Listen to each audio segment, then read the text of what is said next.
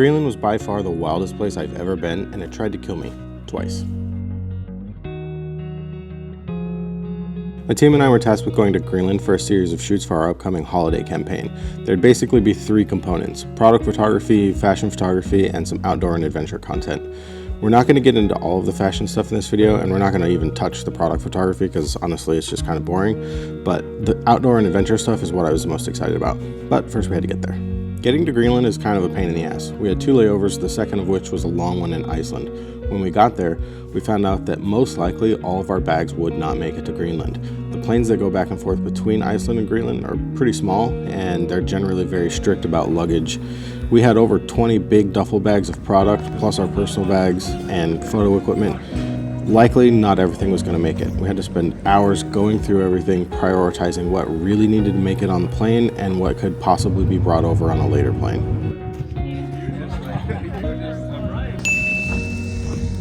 Our plan was to spend about the first half of the trip in Tassilak, which is kind of the main hub on the eastern side of Greenland, and then spend the second half in a small village called Tinnet, but that plan would soon go to shit.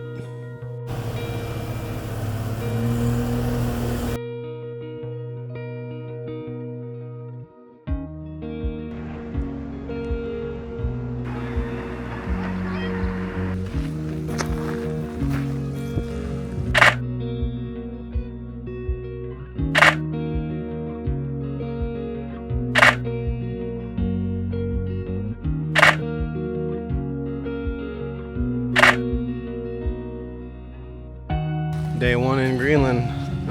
Hopefully you can hear me. Hopefully it's not too windy. We are heading out in a couple of hours to shoot some ice climbers on a glacier. Hopefully that's cool. I've heard that the seas are really choppy, so we had to delay our departure. So hopefully the seas calm down and we make it there in time, but this place is pretty unreal.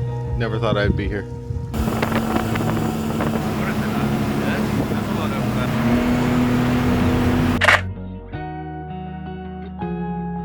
We were all under the impression that we were mostly just going to be doing a short walk up to the ice and that we would predominantly be shooting the climbers from the ground level up on the ice. But when we got there, we found out that the only suitable spot for climbing was accessible only from the top of the glacier. So we all had to don crampons and hike across a steep-ass glacier, none of which any of us had ever done. We all live in California. We're not ice climbers. It was a little scary, and honestly, I don't fuck with heights. Luckily for me, Brooke, our director for the shoot, is somebody that I've been kind of mentoring with her photography, and she was gung-ho to get strapped in and go over the edge for the hero shot for this. I was super thankful for that because it wasn't going to happen for me.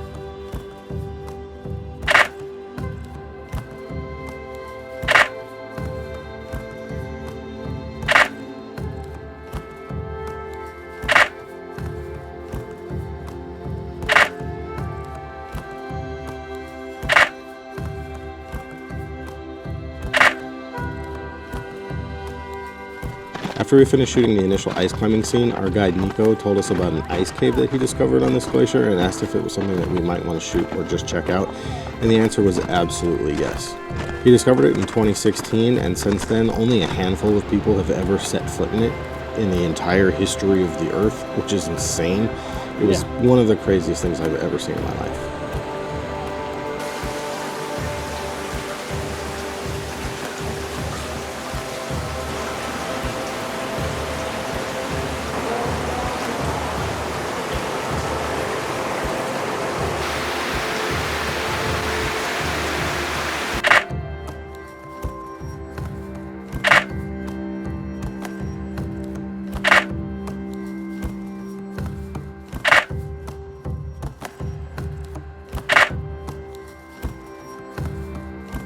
Day 2 is where things started to get a little bit crazy. We were supposed to do some location scouting via helicopter for the fashion scenes later on in the week, as well as going up to a snowy mountaintop to do some product photography. but we learned that a pittorak was headed straight towards Tasselach. That's really difficult to say. Basically, a pittorak is a glacial windstorm, produces hurricane force winds, and the town was boarding up windows, preparing for this brutal storm. And because of that, we were going to have to move to Tinnet a few days early because it was out of the main path of the storm. But because of that, we were going to have to do our helicopter scout and move kind of condensed into one.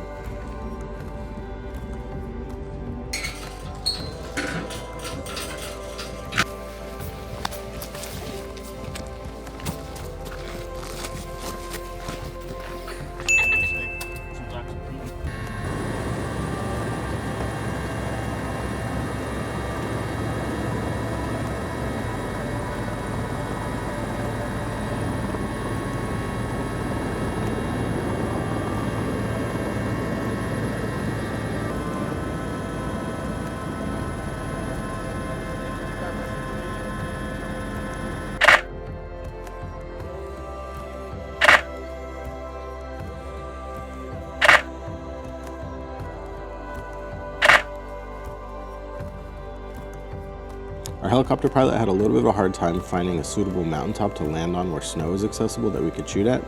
Eventually he found one that would work, but he told us the storm was coming, there's a chance that we may need to evacuate, and that if he gave the word, we needed to be able to get off the mountain in 5 minutes or less. So we hauled ass and got out of the helicopter, started shooting product, and sure as shit, a few minutes in, he comes running over and tells us we need to get the hell out of there.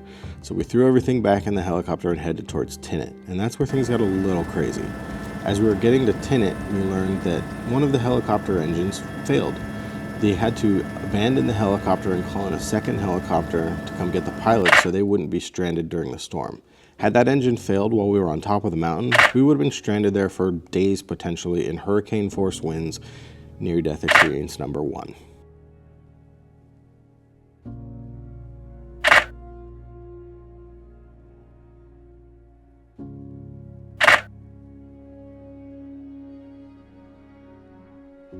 For anybody who hasn't heard of Tinnet, because I sure as shit hadn't before this trip, it's a tiny village off the east coast of Greenland with about 50 to 60 full-time residents. The buildings are basically clapboard cabins that don't have running water or plumbing.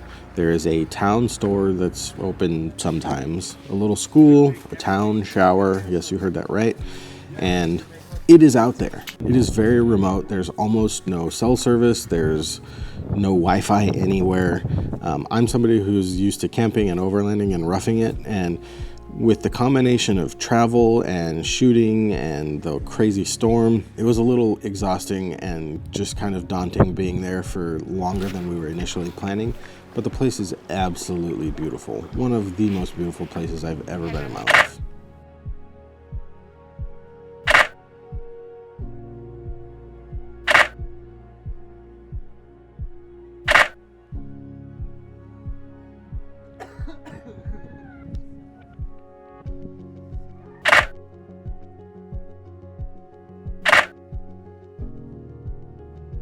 The next day was basically a wash. We were essentially stuck inside because of the storm. Even though Tinnet was outside the main path of the pittorak, the wind was still absolutely insane. The buildings were shaking, windows were rattling. It was wild. It's on a fjord, and the day before there was a handful of icebergs kind of sparsely populating the water. At that point, it was full of ice. It was insane how fast the wind brought those in.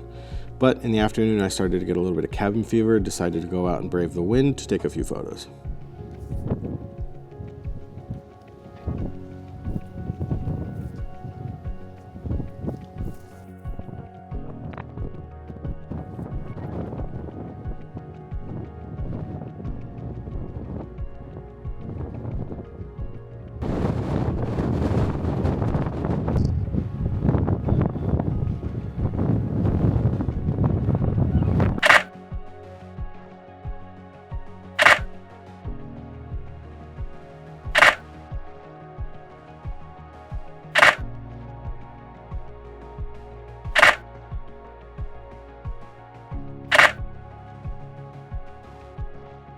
Day 4 was the day that I was looking forward to more than any other on the trip, by far. Ever since I was a kid, I've been obsessed with all things nautical. Adventure and exploration is something I've always dreamt of. I was super pumped. We spent the morning with Tobias and Enos doing some handline fishing off their boat. Tobias is the GOAT. He is one of the warmest and nicest people I've ever met. He comes from one of the last remaining groups of nomadic Inuits. He is a gangster. He is so cool. Unfortunately, at our first location, we were skunked, didn't land anything, but any good fisherman will tell you that a bad day of fishing is better than any good day in the office, so we were going to try again. We eventually found another spot, and Tobias landed a whole bunch of cod in a very short amount of time.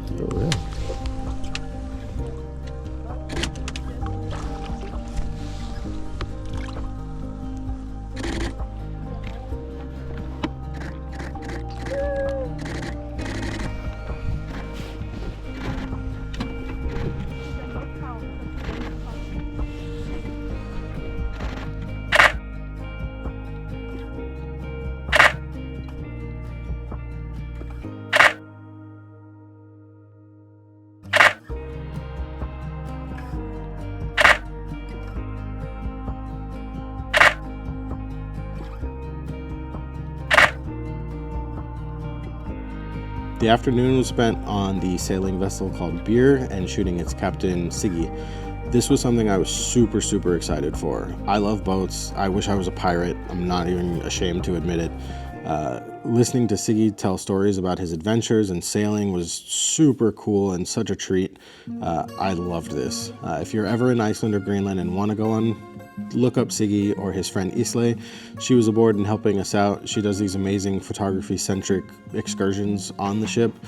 Definitely worth it. If you have the ability, I would highly recommend it. I'll link them down below. But I had so much fun shooting on this boat, and luckily for me, we would be back the next day shooting some fashion.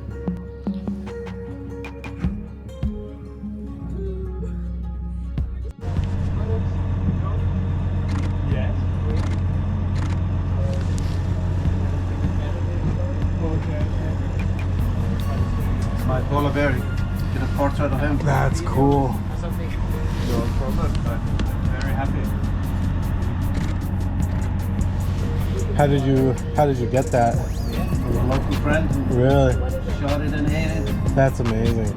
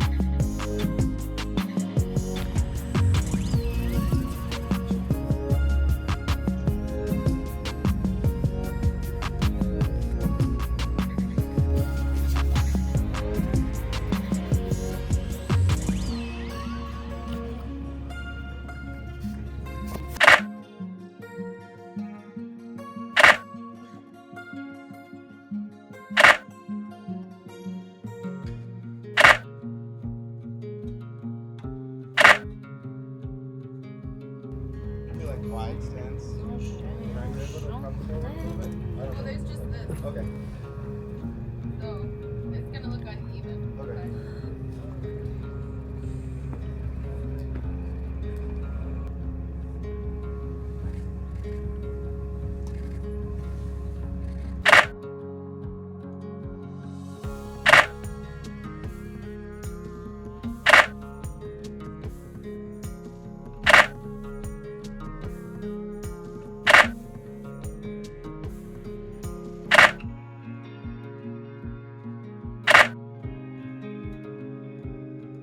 Okay, our last day of shooting is where shit really hit the fan, and I wish I had footage of this, but I'm going to tell you the story anyway because it's insane. Because of the storm and the helicopter engine failure a few days before, we weren't going to be able to do the snowy mountaintop shoot that we planned on. So we started talking to our guides about a possible alternative.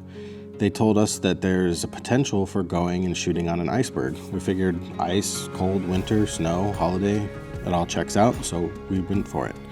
We got into Bias's boat and probably spent an hour and a half or so driving around looking for a suitable iceberg, and eventually we found one that they said would work. We all climbed out onto the iceberg, set up, brought up product, all the stuff, and started shooting. We were about 4 looks through the shoot of maybe a total 9, and I'm mid-shot, and to my right I hear cracking. I look to my right, and I see a giant piece of the iceberg just disappear and plummet into the ocean. When that happened, the iceberg starts to violently rock. At one point, we were probably 20 feet higher on our side of the iceberg than the rest of the crew on the opposite side of the iceberg, and we could see terror in their eyes. They're all shouting at us that we need to get off the iceberg immediately. It was happening in such a slow motion that I had time to be like, yep, I could die right now. That's absolutely mental. When these icebergs break and start to rock, eventually they tip over. And if the iceberg tips, we die.